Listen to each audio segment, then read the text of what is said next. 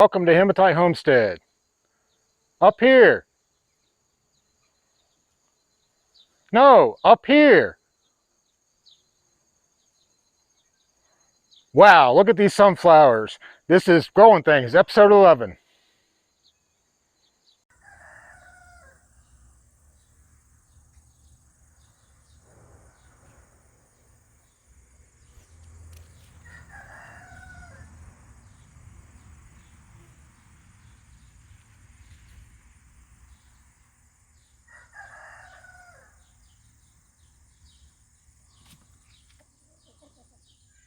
All right, we're starting off at my sunflowers, and these things just totally amazed me this year. I had no idea that they grew like this. I guess I should have done some research and knew what I was dealing with here. There you see some bees having a fun old time in that one. So I'll definitely be recovering seeds out of these and growing right next year, doing some justice. There's no way I should have grown this many in this space right here. It gave them no room to get to their real potential. But I will show you my little secret here. The intro clip, I was standing on the very top of that ladder. That's a 15-foot step ladder. And all of them are right at the tip of that or taller. All these are leaning over. The flowers are weighing them down. And I've been trying to get out here and get this video while they were still standing straight up, and they've fallen down quite a bit in just the last couple of days. So I finally got that done, and growing something giant. I got something almost right. I know I could have done better on these, but happy with it for the first time ever growing them. All right, over in the volunteer pumpkin patch, and it's kind of fizzling out. The suffered from lack of water for a good long while, and then got too much water and the heat beat it down. It's yeah, fizzling out. This is the pumpkin that remember Major got one of these, and this is the next one that pollinated on here. I did not pollinate this. It was bee pollinated, and I'm pretty sure this looks the same pretty much as the underdog pumpkin, and we'll go look at it in a minute. I was convinced that this was a sister fruit to the underdog. That is, we fed the sister fruits to the pigs last year, and that's where the seed would have come from. I didn't do anything to it. Bee pollinated and grew on its own, and I probably will weigh it when it comes off of there just to see what it is. But I don't know if it's an underdog fruit or not. And when we get over and look at the underdog, you'll see the underdog looks exactly like this. And now I'm questioning if it's a true Atlantic giant. Of course, we bought those seeds on Amazon last year, and our first attempt at growing giant pumpkins, and you know, we learned real quick that Amazon's not the place to buy seeds like that. All right, so still got some green pumpkins here and there scattered out through this that are still working on it, and I've got a little bit of a few that I harvested already. All right, so here's a little selection of pumpkins that I've harvested already. I like the color and shape of this one. The stem is still green a little bit, and it's had some water in it. It looked like it was still drinking, but the vine was completely dead, so I went ahead and took this off. And a couple more just like it. Again, nice round, kind of pie-shaped pumpkin. And that's the thing. And we got probably 4 or 5 more just like these that are still growing. They're green right now and not ready to go. And those vines are still okay at the moment. Picked off 3 of these things. I remember having these last year with some of our drop-off pumpkins that we fed the pigs, and I'm not real sure. I know what they're called, and it's slipping my mind. I can't think of what they're called, but they're cute little guys, kind of fun little pumpkins, or some type of squash. And then this is the one that was growing, I thought was a carnival squash. It still has the carnival squash markings, but last time I grew a carnival squash, it was a pure yellow with the, I don't say the lines, they weren't orange, they were closer to a darker yellow. It was like dark yellow and yellow. But this one's got a lot of orange in it, and you know, maybe it cross-pollinated with something, but it's a cool little fruit. And again, nice green stem, and it was still drinking water, it looked like, but the vine was completely dead. The vine was gone. There's a little tiny fit in your hand pumpkin there. Now, these are maybe my favorites. These are so cool. These look like big giant pumpkins, but they fit in your hand. And it's like decorative, something you put on your tabletop, make a nice little presentation for the fall. But I'm definitely going to hang on to these. I like this one a lot. This is almost one of my favorite pumpkins I've ever grown, and it fits right in the palm of my hand.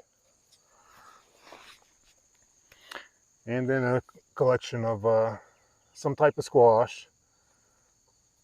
You know, they're not pumpkins, I don't think. They're all marked similar, a little bit different colored on each of them.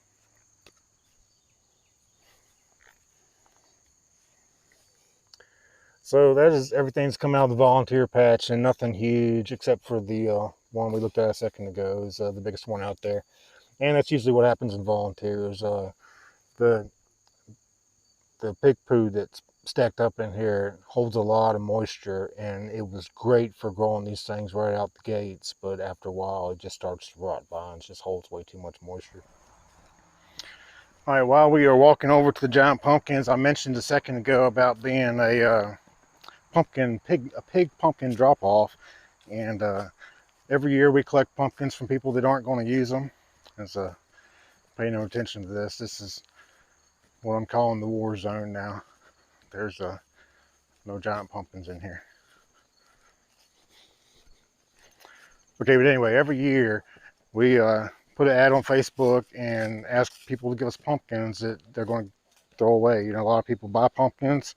They're very popular, jack-o'-lanterns, and just to sit around to decorate for the fall. And people usually throw those away, but pigs love them. They eat them like crazy. And we're probably going to put a big sign and some type of crate out front of the house this year, in addition to our Facebook post. So if you got pumpkins, if you're driving by, drop them in the box, or shoot us a message on Facebook, and we'll arrange to come pick them up. All right, the morning that I left on my golf trip, I gave this a preventative treatment for powdery mildew. I wasn't going to, and I was worried that I would come home and it would all be dead. Came home 4.5 days, almost 5 days later, and this is what I come home to. And it looks like powdery mildew got it anyway. And don't really understand. Apparently my treatment was not effective, but it's just the old growth. And maybe it's not even powdery mildew. Maybe it's just because that's all the old growth on the plant. And all the new growth still looks really good and still growing like crazy. I've terminated most of it right there at the end of my patch, and some of it's still going out there. Let's look at the 400 house. Turn this fan off. So I got multiple problems going on here with 400 house. All right, so I found this 2 days ago. It's a crack at the blossom end, and it was real small, and now it's getting quite big and noticeably large. It does appear to be healing up itself. I did rub a little bit of sulfur, and I used a bleach solution one day with a Q-tip, just very gently rubbed it in there, dried it off, put the fan on it. But I mean, I'm just kind of watching this right now. This area right here had me really concerned, but it looks like it's healed itself pretty well. I came out one day and it looked like it was starting to rot in all these spots here, and the next day it looked way better. Then the day after that it looked worse again, and this is 2 days later, and it's looks like it's coming around. It's gonna be okay, but I do have lots of cracking going on, and I'm not sure what that's all about. But I'm just going to continue to watch it. I almost cut it off the vine because I want to be sure and weigh it, even though it'll probably only be on my livestock scale. But I chose to, I'm just going to keep watching it. I got some stem problems going on, and now the stem's a little brown from so it's real soft right in here where my finger's at, and right here I cleaned these spots out and Gave them a nice little rub of 10% bleach solution. And you see there where it's kind of foaming out a little bit. So comment and tell me if there's something I should do about that. But say I almost just cut it off right here and called it a season. But I'm not convinced that that's what we need to do yet. She's not gaining much. She's only gaining like 5 pounds a day on average, going all the way back to, let's see, this is gap 50 today. Going all the way back to, I'd have to look at my book. Yeah, darn. I started taping her when she was 78 pounds, and then I taped every day for 2 weeks, and then I've cut that back. I haven't taped her in 2 days. 2 days ago, she estimated 266 pounds, and I kind of quit taping every day because, well, I started taping every day because I was worried it wasn't growing, and then I kind of quit taping every day because it was a little bit discouraging, only getting about 5 pounds a day. I did get a couple days that were in the high teens when I was measuring every day. That was early in the growth. I got one day that was 19, another day was 16, a couple of days of 13 and 14. But for the most part, on average for the whole time, we've been 5 pounds a day. But the last couple of days, with the last tape I did, she only gained 3 pounds. And I'll tape it again on Tuesday or Wednesday next week probably, and also continue to monitor these things. It is my personal best, and that's why I don't want this thing to blow up or bust or split or start to rot. I do want to get it on a scale. It's probably just going to be right here in the yard on my livestock scale, but that's okay. Not bad for a second year, way better than we did last year. So speaking of last year, let's go over here and look at the underdog. All right, the underdog. Yeah, that's right. You see it correctly. I had taken the underdog off the vine. So really mushy and soft. It was really mushy, and it still is. They're just totally disgusting. So I cut it off the vine. This thing quit growing at like 30 days. Well, it wasn't even 30 days. It grew for like 2 weeks. Got to this size in about 2 weeks, and I was real excited about it. And just stopped. You already know this does not have a stump anymore. This is the one I tried to fix the foaming stump on, and we were unsuccessful. I had to cut that off. But this thing stopped growing before that foaming stump even happened. Kind of embarrassed about it. You see here, it does look like the one we looked at in the pumpkin patch. So now I'm starting to wonder. This was pollinated with the 400 house. It was the underdog plant from last year, pollinated with the 400 house, and I had high hopes for it, but just a whole host of things went wrong. And that's what it is. Home from my golf trip, and I came out here looking around, and I found this. This is on the underdog plant, and I traced the vine back to confirm that yes, this is on the underdog plant, because I didn't want to let it stay if it was on the house. But it is so it's smaller than the pumpkin that we just looked at over there. But yeah, I missed this, or it grew this size while I was on my golf trip in 4 days, because I took off several pumpkins the day that I left from my golf trip.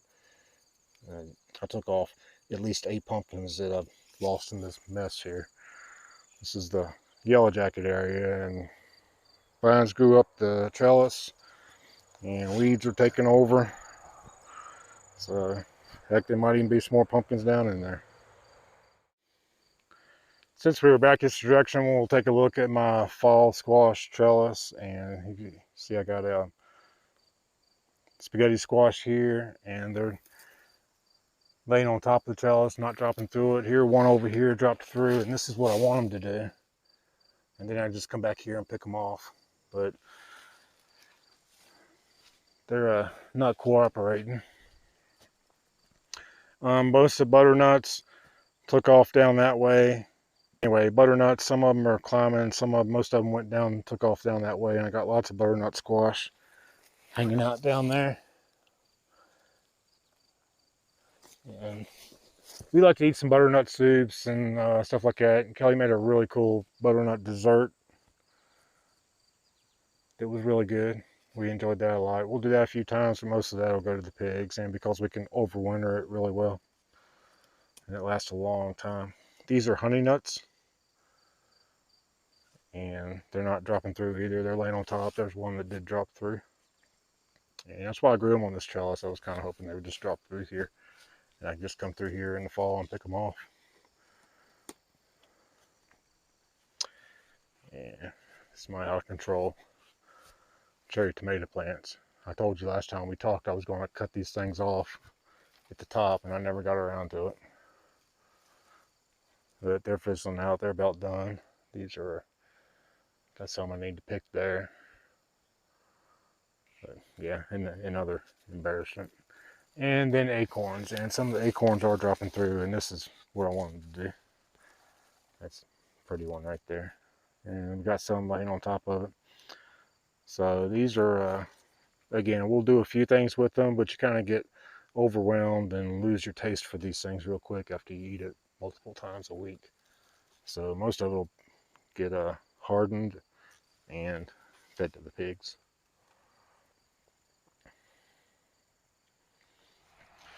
All right, so that is episode 11 of Growing Things, and we are almost at the end.